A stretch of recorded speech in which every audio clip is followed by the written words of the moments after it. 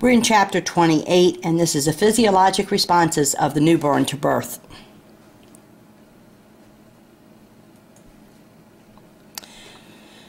Processes of absorption of fetal lung during breathing after birth. A fetal alveoli filled to functional residual capacity with fetal lung fluid.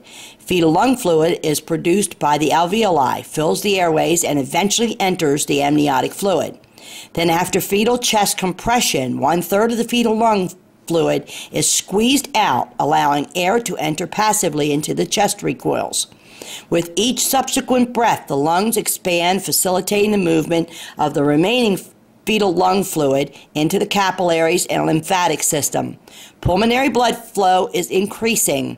Normal alveoli after removal of the fetal lung and dilatation of pulmonary arteries.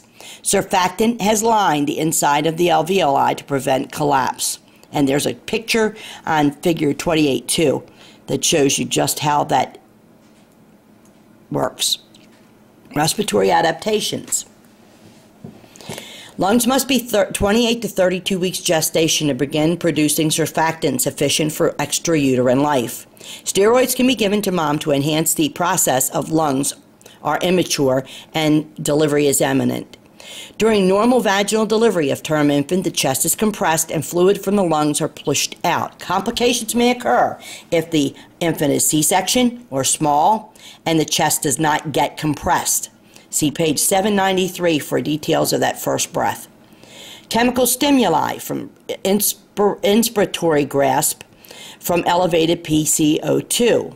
Thermal stimuli from cold stimulates respirations in a rhythmic pattern. Prolonged cold will depress respirations. So that's why we dry them off real fast and get them warm. Sensory stimuli, infant experiences light, gravity, and sound. Respiratory adaptations. Surfactant is needed to keep the lungs from sticking together when expiration takes place.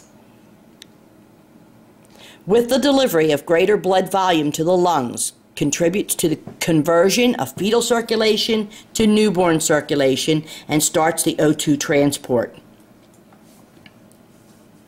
Oxygen hemoglobin dissociation curve, and it shows how that works with that first breath and how the O2 starts circulating through the body. Transitory circulation conversion from fetal to neonatal circulation. And that's on 28-4. Major changes that occur in newborn circulatory system, and it shows the heart as the blood starts to circulate and goes into the lung, picks up the O2 and goes out into the body.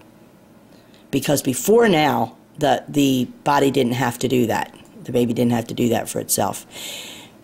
Fetal neonatal circulation, pattern of blood flow and oxygenation in fetal circulation, pattern of blood flow and oxygenation in transient circulation of the newborn.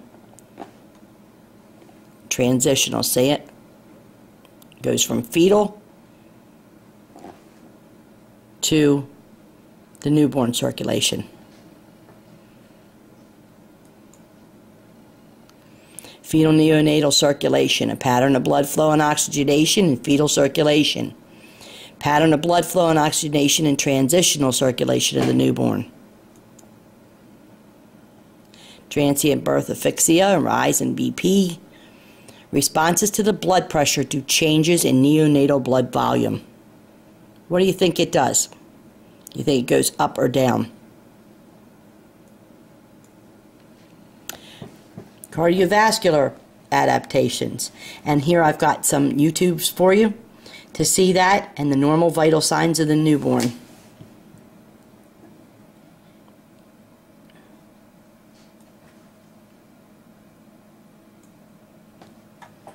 Schematic illustration of the mechanisms in placenta transfusion. Normal term births through the umbilical vein and the means of neonatal blood volume in 30 minutes is plotted against the time of cord clamping after birth.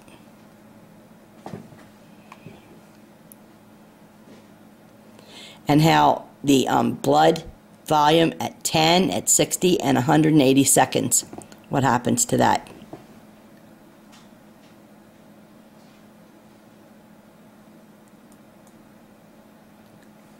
Methods of heat loss. A is convection, B is radiation, C is evaporation, and D is conduction.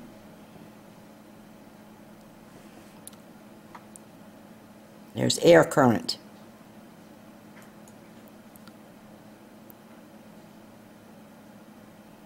There's surface heat coming off the body. Dry air and moisture.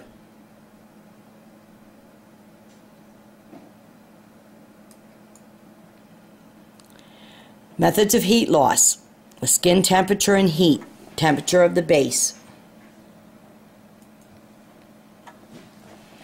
Distribution of brown adipose tissue, brown fat in the newborn, and it shows you the places there in yellow where you can see some brown fat.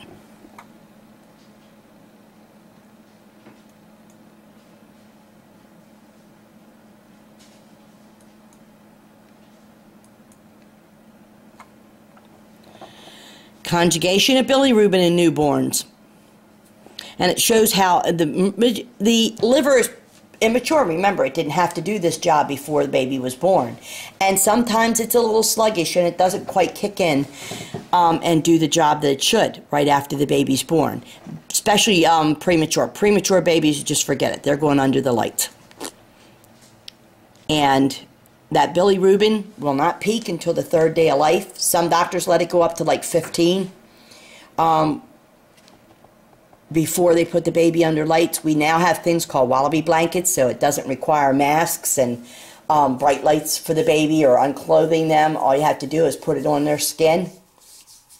Mom can breastfeed, doesn't interfere with bonding, doesn't interfere with any of the things that the normal phototherapy lights did. And it can take care of the bilirubin really well. Here's your newborn stool samples, meconium. We want to see that with what? Within 24 to 30 hours. Breast milk stools, they're soft and mushy. And cow's milk stools, they're a lot firmer. And breastfed babies will poop a lot. They'll poop little poops, like every time they eat. Where a cow's milk baby, a formula baby, will have less poops, but they're going to be a lot firmer. Here's a mother and baby gazing at each other. Good interaction, bonding. Head turning from the fact to follow an object. Fetal and neonatal circulation, it goes over the whole process again. Normal term newborn, cord blood values,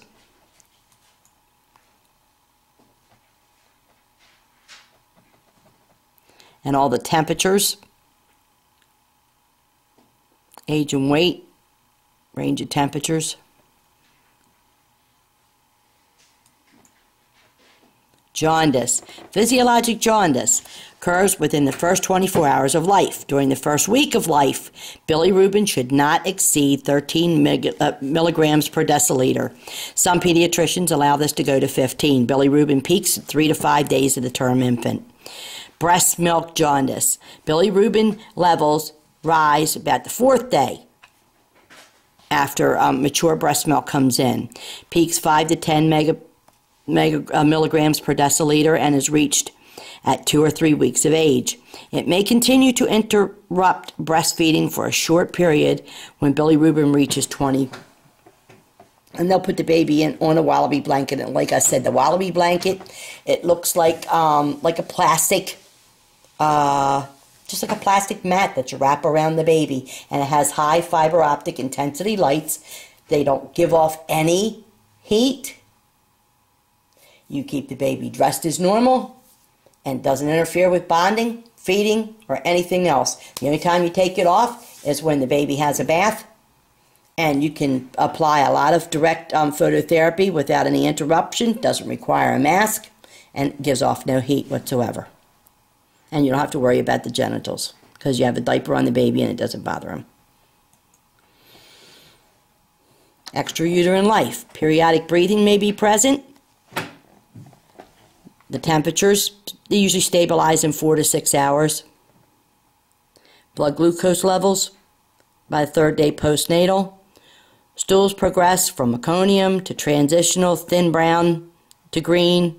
Breastfed babies have yellow gold, soft and mushy, and formula-fed babies have pale yellow, formed and pasty.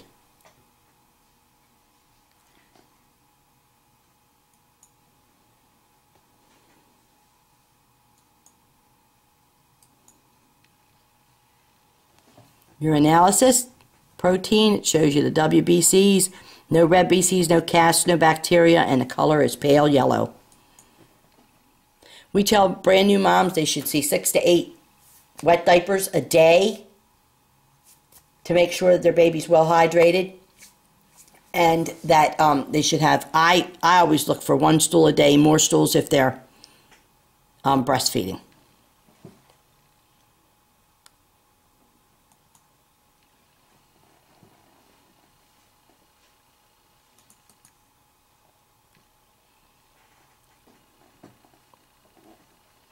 Nursing assessment of the newborn.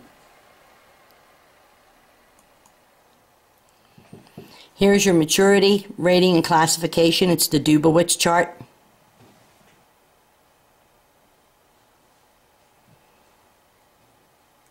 And it's very, very detailed, and this is a very poor picture of it, but it shows it better in your book of what exactly to look for.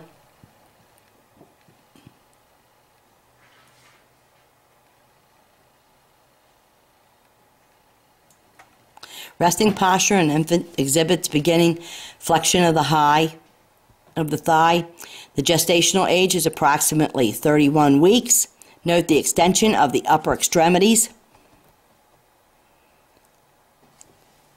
His gestational age is approximately 35 weeks, and he gets a score of 3. Full-term infant exhibits hypertonic flexion of all extremities, and they get a score of 4. See how floppy he is? Resting posture. An infant exhibits beginning flexion of the thigh, and the gestational age is approximately 31 weeks. Note the extreme extension of the upper extremities. 1 and 2. Except stronger flexion in the arms and hips and thighs. Gestational age for him is 35. Score of 3. The full-term infant exhibits hypertonic flexion of extremities, and they get a score of 4. But that baby looks like it's a little bit better than the other baby. And this baby is 35 weeks gestation and gets a score of 3 also. Flexion of the thigh. Soles of the feet have creases. Anterior portion of the foot, approximately 37 weeks. The full-term infant has deep sole creases down to and including the heel at the skin losses. Fluid, as the skin loses fluids and dries after birth. Score of 4. Sole planetary creases can be seen even in preterm babies. But preemies don't have a lot of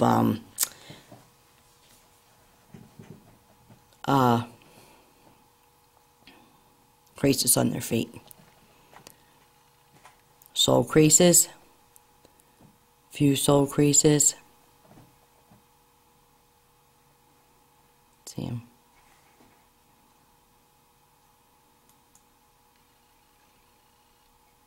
There's sole creases there.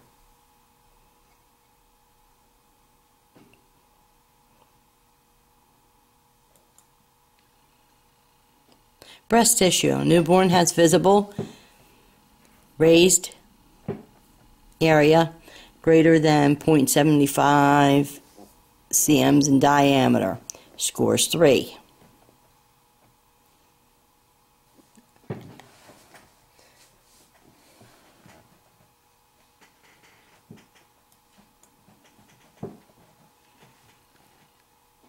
Here's the breast tissue again.